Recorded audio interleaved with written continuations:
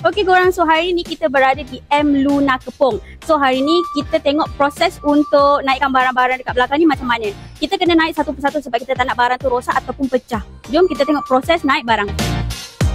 Okey, so inilah antara barangan yang customer order. Tak kisah ya, order banyak ataupun sikit, kita tetap tolong turun barang dan hantar sehingga tapak pembinaan. Tak kisah landed ataupun kondo. Ya, betul. Kita akan turun barang satu persatu dan diletakkan ke atas troli untuk memudahkan proses pemindahan barang ke tapak pembinaan. Yang paling best, kita akan sapu dan bersihkan selepas barang diturunkan supaya tak tinggalkan sampah ataupun kesan kotoran. Untuk site kondominium, kami syorkan ambil saiz besi 8 kaki ataupun 10 kaki.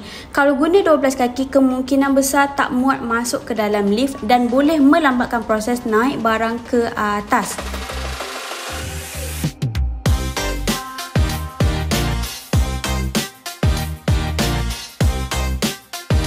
Selepas barang sampai di depan site, kami akan pindahkan terus ke dalam unit untuk memudahkan kerja-kerja pembinaan untuk kontraktor. Customer ni pinjam kayu pemeja untuk memudahkan naik turun semasa pemasangan siling. Kami juga akan beri pinjam secara percuma untuk scaffolding, kayu 2x4 dan kerusi pemeja sepanjang kerja dijalankan di site.